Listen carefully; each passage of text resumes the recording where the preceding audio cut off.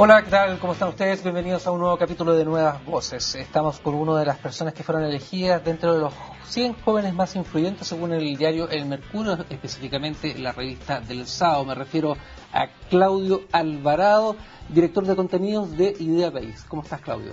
Hola, Gustavo, ¿qué tal? Muchas gracias por la invitación. No, gracias también por aceptarla. 28 años, muy joven y además marcando tendencia dentro de los jóvenes. Idea País, una organización donde pretenden generar nuevos líderes, nuevos líderes jóvenes. Partió en la Universidad Católica, tengo entendido. La Idea País partió en la Universidad Católica. ¿Por qué no nos cuentas un poco de lo que se trata esto? Mira, éramos un grupo de alumnos en nuestro ciclo terminal, nuestro último año en la universidad, de distintas carreras que nos habíamos conocido en las instancias extracurriculares, algunos en la pastoral, otros centros de alumnos, otros federación de estudiantes. Bueno, tú formaste parte del centro de alumnos de Derecho, hay que decir que tú eres abogado de la Universidad Católica, formaste parte del centro de alumnos de Derecho y también fuiste secretario general de la FEU, ¿no? Así es, el 2008. Bueno, a final del 2008, ahí se enmarca el origen de lo que terminó siendo Idea País, que no sabíamos que se iba a llamar así ni que iba a ser exactamente lo que hoy día estamos dedicados. Éramos, como te decía, un grupo de alumnos con bastante inquietud por lo público, que teníamos ganas de proyectar esa misma preocupación por los asuntos sociales una vez que saliéramos de la universidad, que nos habíamos conocido justamente por esa instancia y que veíamos con inquietud dos cosas. Por un lado, cómo muchos de nuestros compañeros un poquito más grandes, que en la universidad habían estado muy involucrados con las cosas públicas sociales, una vez que entraban a trabajar al poco tiempo se los comía la vida profesional, se le olvidaba las cosas por las cuales se desvivían en la época de estudiante. Y además también nos inquietaba el tipo de desarrollo experimentado por Chile durante las últimas décadas, particularmente cómo ciertos bienes que hoy día quizás algunos les pueden parecer políticamente incorrectos, otros conservadores, a nosotros nos parecen que muchos de ellos tienen que ver con el auténtico desarrollo humano, cómo faltaban voces jóvenes que se hicieran cargo, que los defendieran, que los promovieran. Y bueno, la mezcla de esas inquietudes terminó con que en diciembre del año 2008 nos juntamos, de hecho, ahí está el origen como más remoto, más concreto quizás de la idea que tenemos en Idea País. Nos juntamos en diciembre del año 2008, éramos 5 los que partimos con esto de Idea País, a tomar una cerveza en mi casa, a empezar a bajar esto. Tenemos esta inquietud, vamos saliendo de la universidad, el 2009 a mí se me venía el estudio del examen de grado, a otros su tesis de magíster. ¿Cómo podemos ir concretando esto en algo específico? En el verano del 2009 nos empezamos a juntar con dirigentes políticos, académicos, de los que habíamos conocido por nuestras actividades, digamos, universitarias, y el diagnóstico era más o menos unánime. Nosotros queríamos como testear, esto que nosotros vemos es tan así, no es, y todos nos decían, o sea, faltan instituciones nuevas, jóvenes, que convoquen a su vez a los jóvenes, que se atrevan a soñar y que hagan cosas distintas. ¿Pero por la cosa pública? Por la cosa pública. A nosotros como te decía, no teníamos tan claro exactamente cuál iba a ser el giro específico de lo que íbamos a terminar siendo. Sabíamos que queríamos convocar jóvenes que nos movían ciertas ideas y el diagnóstico fue, ustedes se quieren meter en esto, en la medida que sea profesional, adelante. Y ahí empezamos a conversar, en el grupo que partió Idea País, varios perseveramos y estuvimos todo el año 2009 leyendo, investigando, conversando, dialogando, pensando, y a medida que fue pasando el año nos fuimos dando cuenta que es aquel consejo que habíamos escuchado era muy cierto, en el sentido de que tú para parar algo tenés que serlo profesional, y eso como condición necesaria, no es suficiente, no es lo único, pero sí muy importante, necesitáis plata. Y nos pusimos cambiamos un poco el switch sin definir exactamente qué es lo que íbamos a hacer, y nos pusimos a buscar plata, a buscar apoyo, y nos conseguimos 900 lucas y una oficina de 30 metros cuadrados en el centro, y con eso en febrero del 2010 partimos Idea País. ¿Idea País en qué? Exactamente, hay distintos centros de estudios, centros de pensamiento.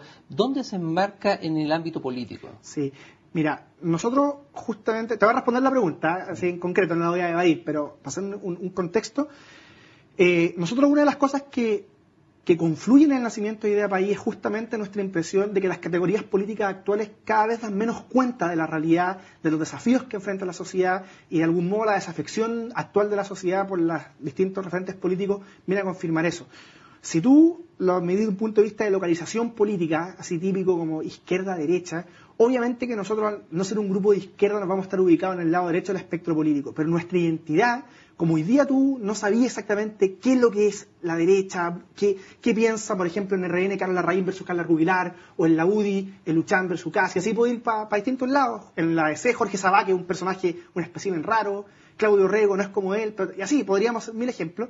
Nuestra identidad entonces no está dada por la presión política, sino por la convicción de que hay una enseñanza social en el cristianismo que está accesible a cualquier persona independiente de su credo religioso, que tiene que ver con ciertos bienes que le ayudan a las personas a vivir más felices, vivir mejor, como la vida, la libertad educacional, el matrimonio en la familia, la libertad económica, pero en contexto de justicia social.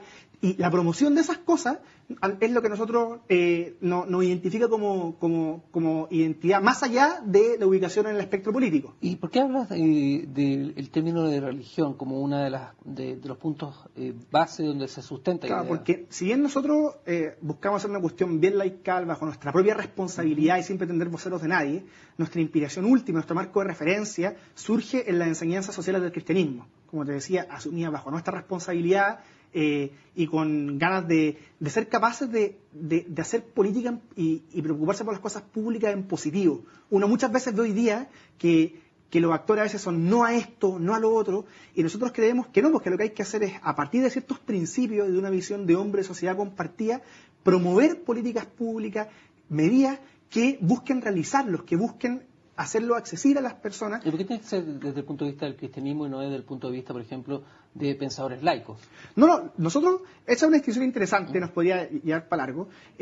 Nosotros consideramos que en la enseñanza social del cristianismo, por nuestra formación, para algunos casos como el mío, por nuestra fe, hay un depósito de una visión de hombre y de sociedad que le ayuda a las personas a vivir mejor, pero que en su inmensa mayoría de los principios de justicia que recoge son universalmente compartidos, accesibles a cualquier persona independiente de su credo religioso. Pienso, por ejemplo, en los principios de la doctrina social de la Iglesia, en el bien común, el destino universal de los bienes, la subsidiariedad, la solidaridad. Son cuestiones que no hay que ser católico para compartirlas, pero que nosotros reconocemos que como patrimonio a nivel de enseñanza y de pensamiento están ahí nuestra inspiración, y lo decimos con mucha sinceridad, pero también buscando abordarlos desde la perspectiva racional, desde los argumentos accesibles a cualquier persona.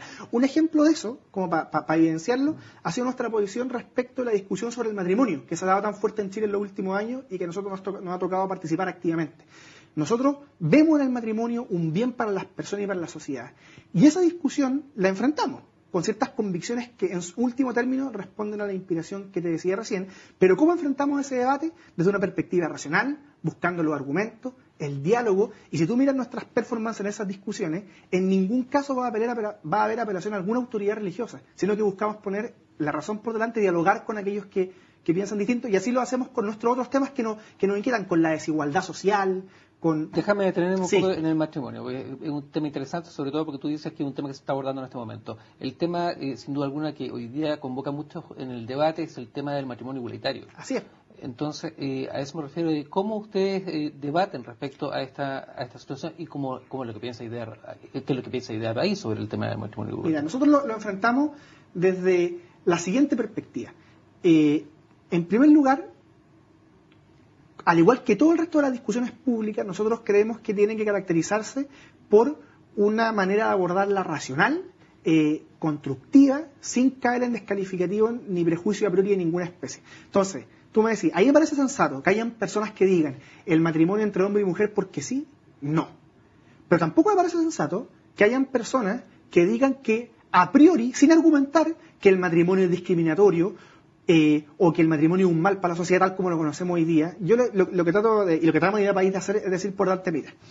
Obviamente es un debate complejo, en particular porque las personas con tendencia homosexual evidentemente han sufrido discriminaciones arbitrarias desde antaño, pero lo que hay que hacerse y lo que hay que preguntarse, en primer lugar, ¿hay un vínculo? O sea, ¿es una tendencia o una condición finalmente? No, por eso, lo que pasa es que vas a decir condición y molesta, como lo queráis decir, no, es justamente como manera de ser respetuoso con las personas que son dignas por lo que son, independientes de su tendencia o condición sexual, como lo queráis llamar.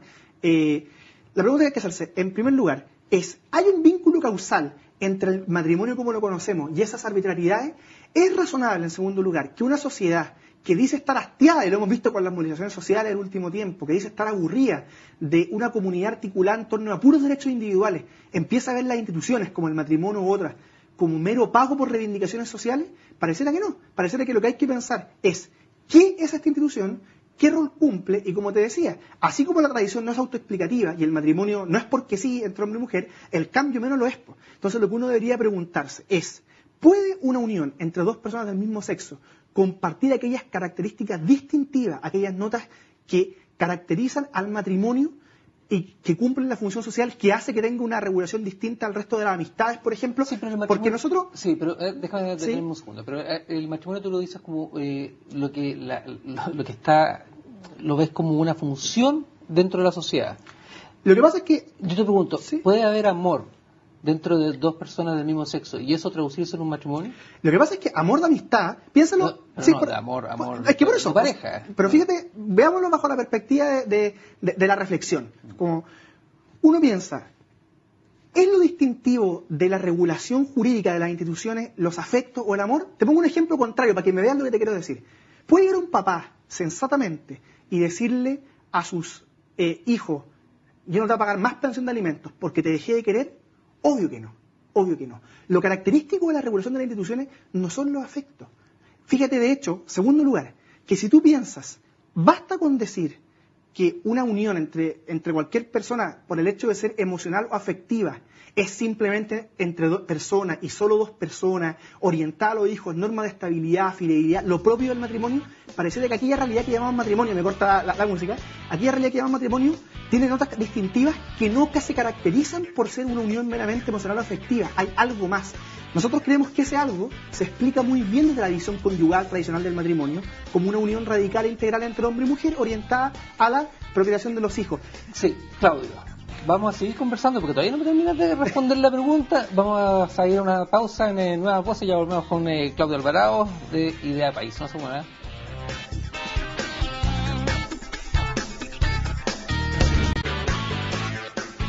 Seguimos conversando en Nuevas Voces con Claudio Alvarado, es director de contenidos de Idea País. Estábamos hablando sobre el matrimonio homosexual y estabas dando un poco de una explicación bastante jurídica respecto al tema de cómo lo ven en Idea País. Sí, ¿no? Más que jurídica, jurídico-filosófica, porque al final en todas estas discusiones es importante entender que no existe neutralidad, todos comienzan su argumentación y su posición a partir de alguna visión de hombre de sociedad. Y nosotros eso justamente lo que hay que, me parece, invitar a hacer es poner los principios por delante.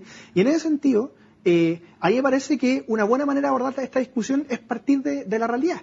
Fíjate que la propia demanda por el llamado matrimonio igualitario reconoce que el matrimonio no puede ser cualquier cosa ni simplemente lo que sea una ley. Si bastara un precepto legal que definiera X concepto de matrimonio para que éste fuera necesario y automáticamente legítimo, los partidarios del matrimonio igualitario hoy día no podrían alegar injusticia en la actual legislación.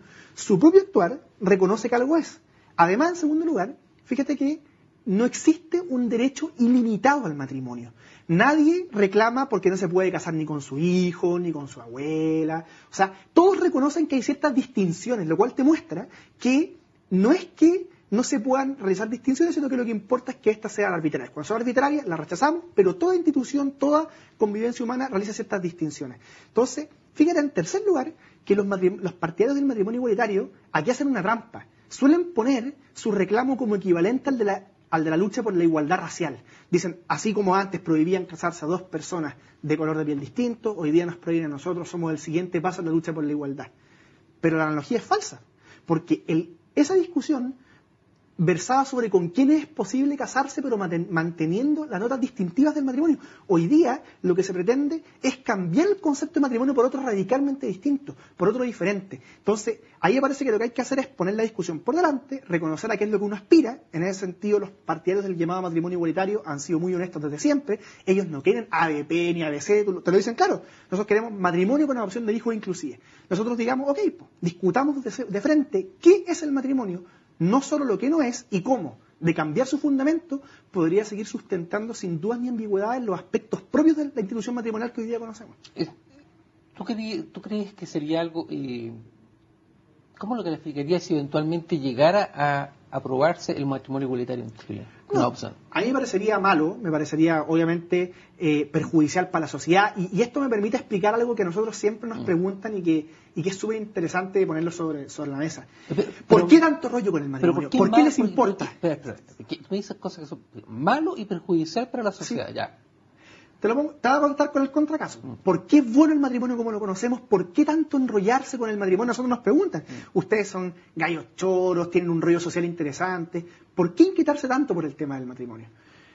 Porque nosotros creemos, nos parece que con buenas razones antropológicas, éticas y también de evidencia empírica, que en la familia matrimonial se juega un bien fundamental para el hombre y la sociedad. Fíjate que no por casualidad los principales estudios y evidencia empírica disponibles en el último plazo, no de cosas viejas, estoy hablando de julio de este año, el último publicado en Estados Unidos, que compara el nivel de bienestar de los padres y de los hijos, creados por 9 tipos de familias distintas, muestra inequívocamente que en todos los índices, las personas que logran vivir mejor adelante sus vidas son aquellos que son creados en contextos familiares estables por crianza entre hombre y mujer.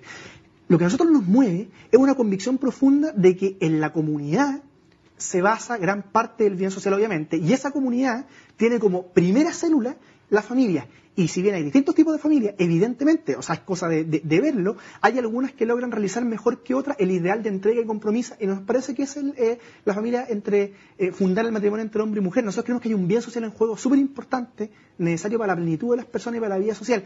¿Quiere decir eso que tú podés discriminar arbitrariamente, hacer un daño a las personas con tendencia homosexual o con condición homosexual, como tú decías?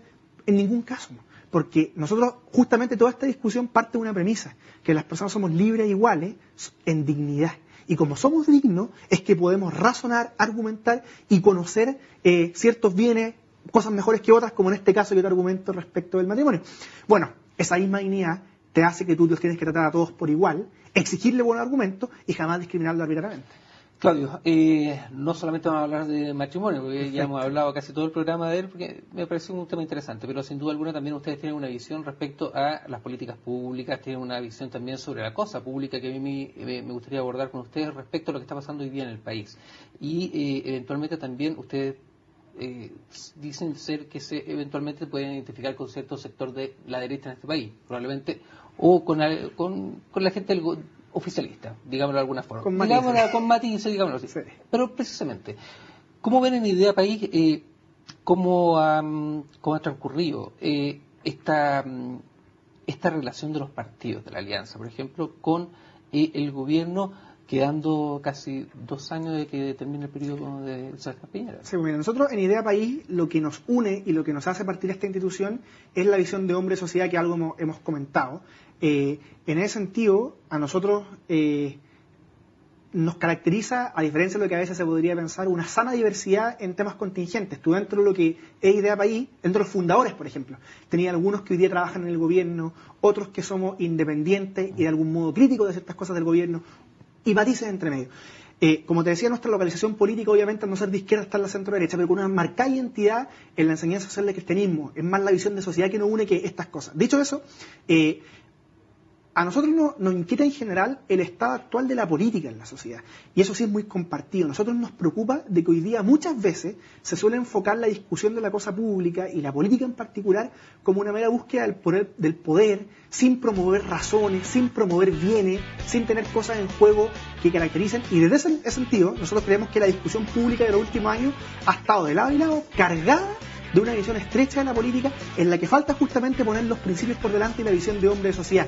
El gobierno, yo creo que luces y sombras, como toda obra humana y en particular como toda cuestión política, y me parece que, para decir una de cada una de las sombras importantes es justamente la promoción del acuerdo de bien pareja, que es un paso hacia el llamado matrimonio igualitario, y luces en materia socioeconómica yo creo que han tenido algunas bastante destacables, y pese a que la educación no estaba entre sus prioridades, al menos preconcebidas o pensadas, se han adoptado medidas que no se habían adoptado los gobiernos anteriores.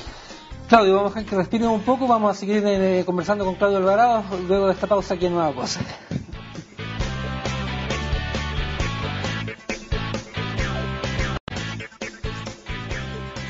Seguimos con Claudio Alvarado, ya tomé un poquito de aire para este tercer bloque. Tú hablabas un poco de lo que veían ustedes respecto al gobierno? Decían las luces, la sombra un poco de esto del matrimonio igualitario, según tú, las luces, el tema macroeconómico que parece que andaba bien, pero sin embargo también hay matices de otro tipo. Y lo otro, tú hablabas de proponer ideas. Tenemos candidatos hoy día que parece que están tratando de empezar a posar sus primeras ideas respecto a lo que van a ser sus eventuales programas que llegan a ser elegidos presidente de la República. ¿Cómo ven ustedes cómo se están dando precisamente esas ideas hoy día? Yo personalmente, así como hablando Claudio Alvarado, soy muy crítico del panorama presidencial de cara al próximo año. Me parece que tenemos por el lado de la concertación una candidata en los hechos, no reconocida, y cuyo principal activo es no hablar, lo cual es la antítesis de la política. Y en el lado de la alianza me parece que tenemos dos candidatos que no responden a aquellos ideales que el sector de la centro-derecha muchas veces dice promover. Vamos a promover la familia, una visión de la economía de cierta manera, la educación, y me parece que en el caso de Alamán, Andrés Alamán es un político de peso, efectivamente, pero que en los temas fundamentales no piensa muy parecido en esa visión de hombre-sociedad que decíamos. Y en el caso de Lawrence Goldborn, yo creo que es alguien que, como él mismo ha reconocido, está puesto ahí por una coincidencia, algo fortuito, y que no responde a una visión política de hombre, de sociedad, de comunidad, y yo creo que en ese sentido, yo soy de los que todavía, ingenuamente quizás, espera que aparezcan otros candidatos de la alianza. Eso es bueno escuchar. ¿A quiénes esperarías tú, desde tu mirada ingenua? En la UDI a Pablo Longueira, en RN al Coto Sandón, no sé, pueden ser otros. O sea, hay primarias. El porcentaje de conocimiento de los políticos muchas veces es muy bajo, el rechazo es muy grande. Cualquiera que se ponga las pilas. ¿Claudio Alvarado? ¿Piensas que sí. Goldborn y Alamán no son competitivos? Pero no, quizás son competitivos electoralmente. Bueno, pero no representan la idea. No. Pero todo Idea País también tiene esta No, sensación. En Idea País, como te decía, hay una diversidad contingente. A algunos les gustan más unos, a algunos otros.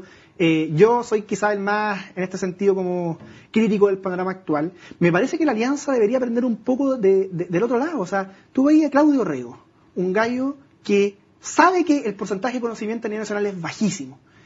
Tiene a Michelle Bachelet de posible contraparte en una primera concertación y le echa para adelante y va y probablemente va a ganar su primaria. O sea, yo creo que a la alianza le falta un poco hacer política, promover ideas y jugársela por lo que cree, más que por ganar el poder. Si la política no puede ser solo por ganar los cargos, tiene que ser empujar a lo que tú pensáis mejor para la sociedad. Segunda vez que te escucho hablar de Claudio Rego, parece que también sientes que Claudio Rego podría significar una alternativa, o sea, como político.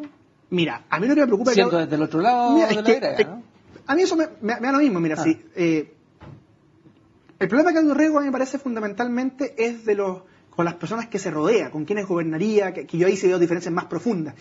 Personalmente, tú me decís, saco a Claudio Rego como que lo aíslo, haciendo un ejercicio de política ficción. Entre Claudio Rego, Lawrence Goldborn y Andrea Alamán, yo no tendría muy claro, o sea, podría eventualmente pensar en votar por Claudio Rego sin ningún problema, pese a que también hay cosas que discrepo de él. Pero como eso es política ficción y no es real, claro, Claudio Rego no gobierna con RN, con la UDI, gobierna con los socialistas, eventualmente con los comunistas, y eso complica harto más el panorama para quienes no somos de izquierda. No obstante, reconocemos que en las banderas de la izquierda a veces hay una inquietud por la justicia social muy legítima y que uno esperaría que los otros sectores también se hagan cargo. ¿Tú has visto demasiado una pugna muy fuerte dentro de lo que ha sido hasta ahora los candidatos presidenciales en la alianza, ¿no? Una pugna muy... Pero yo creo que en parte sí, pero de aquella pugna que sigue aumentando el desprestigio por la política. Tú ves lo que pasó esta última semana con Teodoro Rivera, Carlos Larraín, y el panorama, más allá de empezar a buscar las justificaciones o las culpas de uno y otro, el panorama objetivamente es que la gente ve a los políticos preocupándose por cosas y peleándose por cosas que no tienen que ver con lo que la sociedad espera de sus autoridades. Entonces tú me decís, ¿quién pierde con eso? Pierde Chile, pierde la política. Y yo creo que ese es un panorama que va totalmente en sentido contrario a lo que hoy día necesitamos de nuestros dirigentes. ¿Ustedes han invitado como Idea País, por ejemplo, a escuchar al Coto Sandón, a Pablo Longueira? ¿Tú lo has dicho? ¿Ustedes no, yo no tengo la oportunidad de conversar con ellos así directamente. La última semana han ido los candidatos presidenciales. Fue a almorzar Lawrence Goldborn, fue a almorzar Claudio Rego, y durante el año hemos hecho actividades con distintos, buscando conectar a los jóvenes con los dirigentes. Y en ese sentido, como parte del sello Idea País, mucha sinceridad. Yo a los que han ido le he hecho las preguntas que yo quería y el resto también, digamos, o sea, con mucha sinceridad. Y en mi caso personal, yo no me siento identificado por ninguno de los dos candidatos a alianza. Nos queda súper poco tiempo, Claudio. Tú, como has sido elegido dentro de los 100 líderes jóvenes de este año 2012 por el Mercurio, también veo que también hay una beta bastante política en ese sentido. ¿Has pensado eventualmente en seguir una carrera política? Mira, la inquietud por lo público y por la política propiamente tal está, de todas maneras. Yo, por mi perfil y por mi inquietud, tengo muchas ganas de poder formarme al alto nivel, investigar, estudiar, y el día de mañana poder estar con una pata en la universidad y otra pata en lo público, por quemando así coloquialmente. Una pata en lo público quiere decir en el Congreso, en el Parlamento, cortito, claro, pero nos queda súper no lo descarto, no lo descarto. Pero tendría que ser con referentes distintos a los que hoy día existen. Ok, te quiero agradecer, Claudio, se Ustedes, hizo súper corto el tiempo para conversar contigo, y también nosotros queremos agradecerle la sintonía en Nuevas Voces. Nos vemos en una próxima oportunidad. Muchas gracias. No, gracias a ti.